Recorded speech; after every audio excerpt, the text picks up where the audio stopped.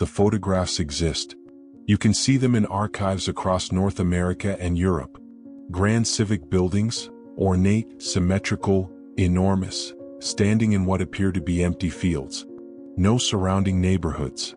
No infrastructure leading to them. Just the structure itself, photographed in isolation against undeveloped land. The official explanation is straightforward. These are early construction photographs, taken before urban development reached the site. Development spreads outward. Cities grow incrementally. These buildings were simply photographed first. But in 1872, a photographer in San Francisco captured the newly completed City Hall. The building occupied an entire block. It featured a dome visible for miles, columns imported from Vermont, and interior chambers designed for thousands. The surrounding streets in the photograph? Dirt paths. The neighboring lots? Vacant. The population of San Francisco at the time? Roughly 150,000. The building's capacity and administrative infrastructure? Designed for a city of 500,000. The pattern repeats in Philadelphia, Chicago, London, Manchester. Grand structures photographed in what appear to be premature landscapes. And the term that has emerged to describe this pattern, rightly or wrongly, is Tartaria. This is a documentary exploration, not an endorsement, not a debunking. An examination of architectural timing, photographic records, and the questions they raise about development sequences we accept as linear. The images are unsettling not because they show destruction, but because they show preparation. Take the 1869 photograph of the Philadelphia City Hall construction site. The foundation work had begun. The scale was already apparent. But the photograph shows something else. The surrounding blocks were largely undeveloped. Row houses hadn't filled in. Commercial districts hadn't emerged. Yet the foundation being laid was for a structure that would become the tallest building in the world until 1901. The timing friction appears in the gap between when something was built and what existed around it. In 1871, Chicago's population was approximately 300,000. The Great Fire destroyed much of the downtown that October. Within 18 months, architects were designing replacement structures with load-bearing capacities, fireproofing systems, and ornamental complexity that suggested preparation for a much larger city. The Monadnock building, begun in 1891, featured walls 16 feet thick at the base, engineered for a structure twice its height, though it was never expanded. The photographs from this period show a peculiar sequence. Grand buildings rising in landscapes that appear almost rural. Boston's Trinity Church, completed in 1877, was photographed during construction. The surrounding Back Bay area, supposedly filled through decades of gradual landfill projects, appears in the images as open, undeveloped terrain. The church itself, designed by H. H. Richardson, incorporated stone shipped from multiple continents, featured interior acoustics calculated for a congregation of 1,200, and required foundation techniques typically reserved for structures on unstable ground. Yet the official narrative describes Back Bay as slowly, methodically filled over 50 years. The photographs suggest simultaneity where the records describe sequence. In Britain, the pattern intensifies. The 1850s and 1860s saw the construction of town halls across industrial cities: Manchester, Leeds, Birmingham, Liverpool. These weren't modest administrative offices. They were palatial structures with clock towers, assembly halls seating thousands, and facades rivaling Parliament buildings. Manchester Town Hall, completed in 1877, appears in construction photographs surrounded by largely empty plots. The building featured Gothic Revival architecture, over 300 feet of frontage, and administrative chambers for departments that wouldn't be fully staffed until the 1890s. The official history states that Manchester's population boomed during the Industrial Revolution, requiring new civic infrastructure. But the photographs suggest the infrastructure arrived before the population density that would justify it. Leeds Town Hall, finished in 1858, was photographed extensively during construction. The images show the building rising from terrain that appears inconsistent with descriptions of a densely packed industrial city. The structure included a concert hall seating 1,500, designed with acoustic engineering typically developed through trial and error over generations. Yet it was built in a single project, completed in under 4 years. The civic buildings share architectural DNA, similar proportions, similar ornamentation, similar engineering solutions, across cities supposedly developing independently. In the United States, the post-Civil War period saw an explosion of institutional construction. County courthouses, state capitals, federal buildings, all built with a uniformity of scale and style that seems inconsistent with regional independence. The Nebraska State Capitol, the Texas Capitol, the Montana Capitol, structures separated by thousands of miles, built by different architects, yet sharing proportional systems, material choices, and construction techniques that suggest a common template. The photographs from the 1880s and 1890s show these buildings in contexts that feel anachronistic. Empty streets, undeveloped surroundings, structures built as if the cities around them already existed in full. The official explanation remains clear. Cities expanded to meet their infrastructure. Governments built for future growth.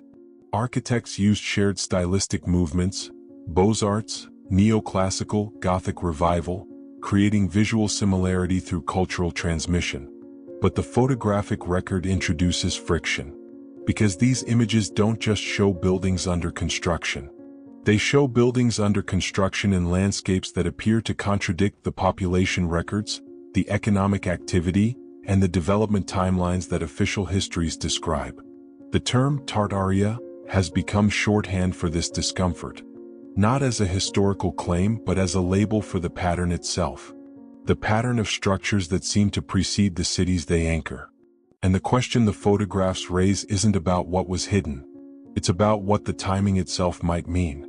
The pattern extends beyond civic buildings. Railroad infrastructure presents a deeper friction. The Transcontinental Railroad, completed in 1869, connected the coast through terrain that official records describe as sparsely populated. The construction photographs show something unusual, not just the laying of track, but the simultaneous appearance of stations, water towers, switching yards, and maintenance facilities, all built to specifications that seem disproportionate to the populations they served. Ogden, Utah, photographed in 1870, shows a rail depot designed to handle freight volumes typical of cities 5 times its size. The switching infrastructure could accommodate dozens of simultaneous trains. The warehousing capacity suggested commercial activity that wouldn't materialize for another 2 decades. The official explanation is forward planning. Railroads were speculative. Investors built capacity in anticipation of growth. Infrastructure attracts development. But photographs from smaller rail towns complicate this narrative. Cheyenne, Wyoming. Population in 1870, approximately 1,500. The Union Pacific Depot, photographed that same year, featured passenger facilities for thousands, freight handling systems built to industrial scale, and architectural detailing, carved stone, imported fixtures, ornamental ironwork, that seems inconsistent with a frontier outpost. The surrounding town in the photograph? Mostly empty lots. The same pattern appears across the rail corridor. Reno, Laramie, North Platte. Stations photographed in isolation, designed for throughput that wouldn't exist for years. In Britain, the railway expansion of the 1840s and 1850s created a similar architectural footprint. The stations weren't just functional. They were monumental. St. Pancras in London, completed in 1868, featured a wrought iron train shed spanning 240 feet, the largest single-span structure in the world at the time. The attached hotel was designed with over 300 rooms, hydraulic lifts, and Gothic revival facades that rivaled cathedrals. The photographs from its construction show the station rising in an area described in contemporary accounts as partially developed. Yet the engineering required, the ironwork, the foundation systems, the integration of gas lighting and ventilation, suggests knowledge refined over generations, not developed experimentally. Liverpool's Lime Street Station, photographed in the 1850s, shows a similar scale mismatch. The train shed, rebuilt in 1867, could accommodate multiple full-length trains simultaneously. But the surrounding neighborhood, visible in period photographs, appears inconsistent with the density required to justify such capacity. The explanation given: Liverpool was a major port. Rail infrastructure connected inland manufacturing to shipping. The investment reflected projected growth. But the photographs don't show gradual expansion. They show completion before demand. Urban water and sewer systems present the same timing friction. London's sewer network, designed by Joseph Bazalgette and constructed between 1859 and 1875, is described as a response to the Great Stink of 1858. The system included over 1,100 miles of street sewers feeding into 82 miles of main intercepting sewers. The engineering was extraordinary: gravity-fed systems requiring precise elevation calculations, brick tunnels large enough to walk through, pumping stations that resembled cathedrals. The photographs of the construction show excavations cutting through London at a scale that seems impossible for the period. The official timeline states the work took 16 years. But the photographic record shows simultaneous construction across multiple districts: tunneling, bricklaying, pump station assembly, all happening at once. The labor required would have been immense. Yet contemporary accounts describe minimal disruption to daily life. Chicago's water intake system, built in the 1860s, extended a tunnel 2 miles into Lake Michigan. The tunnel was dug using techniques that wouldn't become standard until decades later. The intake crib, photographed in 1867, was a massive stone structure built in open water, designed to supply a city of over 1 million people. Chicago's population at the time? Roughly 300,000. The explanation: Chicago was growing rapidly. The Great Fire would prove the need for robust infrastructure. Engineers built for the future. But the photographic evidence suggests the infrastructure preceded the growth curve. Across the United States, grain elevators appeared in the 1870s and 1880s with a uniformity that feels coordinated. Buffalo, New York became the grain elevator capital of the world. The structures, photographed extensively in the 1880s, were massive, some over 100 feet tall, capable of storing millions of bushels. They utilized conveyor systems, automated sorting, and storage techniques that official histories attribute to incremental innovation. But the photographs show these structures appearing nearly simultaneously across the Great Lakes region and the rail corridors of the Midwest. Duluth, Milwaukee, Toledo, Chicago, all feature grain elevators of similar design, similar capacity, similar engineering solutions, built within the same narrow time frame. The architectural consistency suggests a template. The scale suggests preparation for agricultural output that wouldn't fully materialize until mechanized farming became widespread in the 1900s. Minneapolis, photographed in 1885, shows grain elevators lining the Mississippi River. The city's population was under 130,000. The storage capacity visible in the photographs? Sufficient for the agricultural output of an area 10 times that size. The administrative systems show similar compression. The period between 1870 and 1900 saw the establishment of standardized municipal record-keeping, fire departments with professional hierarchies, police forces with district divisions, and public health systems with inspection protocols. These weren't gradual developments. They appeared in many cities within a span of 5 to 10 years. Fire departments in particular show architectural consistency. Fire stations photographed in Boston, Philadelphia, Baltimore, and Washington between 1875 and 1890 share design elements. Similar bay door proportions, similar tower structures, similar interior layouts. The equipment, steam pumpers, hose carts, ladder wagons, shows standardized manufacturing that suggests centralized production, not regional variation. The official narrative describes this as technological diffusion. Fire insurance companies promoted best practices. Municipal governments shared innovations. Standardization emerged from practical necessity. But the photographic record shows simultaneity where the explanations describe sequence. Returning to the photographs themselves, the structures stand isolated not because they were abandoned, but because they were premature. The term Tartaria has become a framework for this observation. Not a claim about who built these structures, but a label for the timing mismatch itself. The word carries implications: inherited infrastructure, pre-existing systems, development that followed rather than preceded. Whether this reflects coordinated planning, economic speculation, or something the official narratives haven't fully articulated, the photographic evidence invites examination. Because the images don't show ruins. They show preparation. And preparation implies knowledge of what was coming. The word Tartaria appears on European maps from the 16th through 19th centuries. It referred to the vast interior regions of Asia, areas beyond Ottoman and Russian control, inhabited by Turkic and Mongolic peoples. The term was geographic shorthand, not a unified empire. By the 1800s, as these regions were absorbed into the Russian Empire and better mapped, the label faded from cartographic use. Its modern reinterpretation is recent.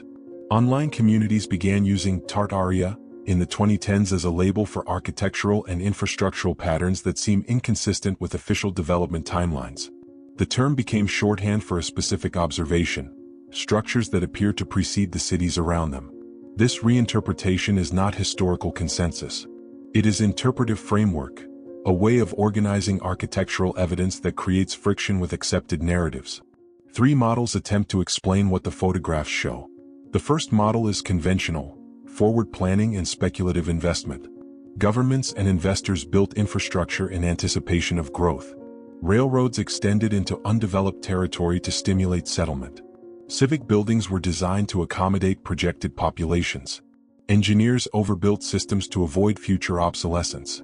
The photographs capture moments of construction before surrounding development filled in. This explanation accounts for much of the evidence. Economic booms drive infrastructure investment. The Gilded Age saw unprecedented capital accumulation. Architects used shared stylistic vocabularies because they trained in the same institutions and read the same pattern books. The timing compression, multiple cities building similar structures simultaneously, reflects industrialization. Mass-produced materials, standardized engineering techniques, and improved transportation allowed construction at scales previously impossible. Under this model, the photographs show exactly what they appear to show: buildings under construction in developing areas, captured before urban density obscured their isolation. The second model suggests inherited infrastructure, not from Tartaria as a civilization, but from pre-existing development that official timelines compress or misattribute. This interpretation points to the 1810s as a period of discontinuity. The eruption of Mount Tambora in 1815 caused the year without a summer in 1816. Crop failures, climate disruption, and economic collapse followed. Population records from this period show gaps. Census data becomes inconsistent. Administrative continuity breaks. The question this model raises: what existed before 1816 that the recovery period rebuilt or reoccupied? The architectural consistency, the overscaled infrastructure, the photographic isolation. These could reflect not new construction in empty territory, but reconstruction of systems that had existed previously, built for populations that had declined or relocated. Under this model, the photographs capture not anticipatory building, but restoration. The structures stand isolated because the surrounding development that once justified them had not yet recovered. This interpretation remains speculative. It requires evidence of pre-1815 population density significantly higher than official records indicate. It requires architectural continuity across a demographic collapse that disrupted record-keeping. It requires infrastructural inheritance without clear documentary chains. But it accounts for the scale mismatch in ways forward planning struggles to explain. The third model is administrative, centralized infrastructure planning that official histories fragment into regional narratives.